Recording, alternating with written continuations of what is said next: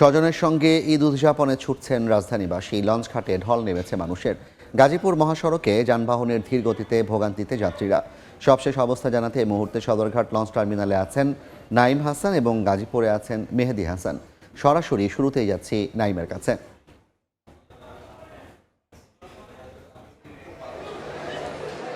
Sadarghat launch টার্মিনালে আজকে সন্ধ্যা থেকেই কিন্তু আমরা দেখছি যে যাত্রীদের যথেষ্ট পরিমাণের চাপ রয়েছে। আজকে সারাদিনই কিন্তু আমরা দেখেছি যে একটা বৈরী আবহাওয়া ছিল, সেই বৈরী আবহাওয়ার প্রভাব কিন্তু সদরঘাট লঞ্চ টার্মিনাল অন্তত দেখা যায়নি। এখানে কিন্তু আজকে বিকেলের পর থেকে যথেষ্ট পরিমাণের যাত্রী চাপ রয়েছে। এমনকি এই যাত্রী চাপের কারণে কিন্তু দেখেছি যে লঞ্চগুলোর যেই পর্যাপ্ত ধারণ ক্ষমতা রয়েছে, সেই ধারণ ক্ষমতার থেকেও কিন্তু অতিরিক্ত যাত্রী নিয়ে তারা কিন্তু লঞ্চ টার্মিনাল থেকে ছেড়ে যাচ্ছে। আজকে এখনো পর্যন্ত সন্ধ্যা থেকে দক্ষিণ অঞ্চলের প্রায় 20টিরও বেশি লঞ্চ এই সদরঘাট টার্মিনাল থেকে ছেড়ে গেছে। আর যে লঞ্চগুলো রয়েছে সেই লঞ্চগুলো আমরা দেখেছি যে যাত্রী পরিপূর্ণ হওয়ার পরে কিন্তু সদরঘাট লঞ্চ টার্মিনাল ত্যাগ করছে। আমরা কিছুক্ষণ আগে এই যে লঞ্চগুলো এখানে নোঙর করে রাখা হয়েছে সদরঘাট লঞ্চ টার্মিনালে, সেই লঞ্চ সংশ্লিষ্টদের সঙ্গে কথা বলছিলাম। তারা কিন্তু বলছেন যে অন্যান্য সময় তাদের যে লঞ্চ ছেড়ে যাওয়ার একটি নির্দিষ্ট সময় থাকে, ঈদযাত্রায় কিন্তু সেটা হয় না, বরং এখান থেকে তারা কোন সময় লঞ্চটি ছেড়ে যাবে সেটি নির্ভর করা হচ্ছে যে যাত্রী তাদের পরিপূর্ণ হয়েছে কিনা। এক্ষেত্রে এখানে দেখেছে যে বিএডব্লিউটিউ সহ কিন্তু যে নির্বাহী ম্যাজিস্ট্রেট রয়েছেন তাদের কিন্তু বেশ তৎপরতা রয়েছে। তারা কিন্তু এই যে সদরঘাট লঞ্চ টার্মিনাল, এই লঞ্চ টার্মিনালের প্রত্যেকটি লঞ্চ কিন্তু তারা দেখভাল করছেন। তারা দেখছেন যে লঞ্চগুলো অতিরিক্ত ধারণ ক্ষমতার বেশি যাত্রী নিচ্ছে কিনা। যদি সেটি না করে থাকে বা তাদের যদি মনে হয় যে এই লঞ্চটি যাত্রী বোঝাই হয়েছে, তখনই কিন্তু নির্বাহী ম্যাজিস্ট্রেট এই লঞ্চ সদরঘাট টার্মিনাল থেকে ছেড়ে যেতে বলছেন। এছাড়া আমরা সাধারণ যাত্রীর সঙ্গে কথা বলেছি, তাদেরকে জিজ্ঞাসা করেছি যে অতীতের তুলনায় এবার তারা ঈদ যাত্রার পরিবেশ কেমন দেখছে,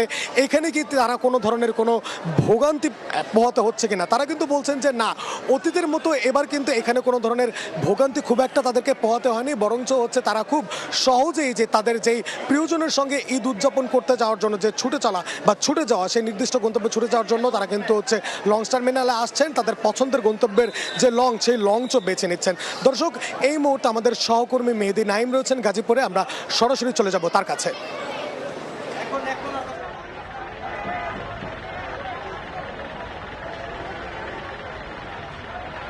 গাজীপুরে আসলে এই মুহূর্তে এসে সবচেয়ে বেশি সংকট দেখা দিয়েছে গাড়ির, এবং এখানে যারা ঘরমুখ মানুষ তারা যদি বলছেন যে অনেক সংখ্যক মানুষ এই চন্দ্রা থেকে বাড়ির পানে ছুটছেন, তবে শেষ মুহূর্তে এই এলাকায় এসে কিন্তু তারা গাড়ি পাচ্ছেন না। পর্যাপ্ত গাড়ির সংকট রয়েছে এবং যাও দু একটি গাড়ি পাচ্ছেন এবং আসছে, এবং তখনই কিন্তু মানুষজন হুমড়ি খেয়ে পড়ছেন। কিন্তু অতিরিক্ত ভাড়ার ফলে কিন্তু তারা অনেকে বাধ্য হয়ে, যেটি বলছিলাম যে গাড়ির ছাদে এবং বিশেষ করে পশুবাহী যে গাড়িগুলো ঢাকায় প্রবেশ করেছে, বাধ্য হয়ে কিন্তু সেই পশুবাহী ট্রাকে করেই কিন্তু তারা বাড়ির দিকে যাচ্ছেন। আমরা অনেকের সাথে কথা বলেছি, তারা যেমনটি বলছেন যে আজকে বেশিরভাগ শিল্প প্রতিষ্ঠান গাজীপুরে ছুটি হয়েছে, তারপর থেকেই কিন্তু তারা সড়কে এসেছেন, বাড়ির পানে ছুটছেন। তবে তারা বরাবরই যেটি অভিযোগ করে আসছিলেন যে গাজীপুরের এই চন্দ্রায় কোনো নির্দিষ্ট বাস স্টপেজ এবং বিশেষ করে কোনো টিকিট কাউন্টারগুলো কিন্তু বন্ধ রাখা হয়েছে, যার ফলে সাধারণ মানুষ নির্দিষ্ট কোনো গন্তব্যে যাওয়ার জন্য যেখানে দাঁড়াবে, অর্থাৎ পরিবহনগুলো যেখানে থামবে, সেই জায়গাটি তাদের সংকট দেখা দিয়েছে। সব মিলিয়ে কিন্তু শেষ মুহূর্তে ব্যাপক ভোগান্তি নিয়ে কিন্তু সাধারণ মানুষ বাধ্য হয়ে বাড়ি যাচ্ছেন। তো এই ছিল গাজীপুরের চন্দ্রা থেকে আমার কাছে থাকা সবশেষ তথ্য। ঈদ যাত্রার খবর জানতে সরাসরি যুক্ত ছিলাম সদরঘাট লঞ্চ টার্মিনালে। আমি কি কিছু ধরেছি নাকি? আপুটা আপনাকে চেক আউট করছে, জাস্ট কুল থাকুন।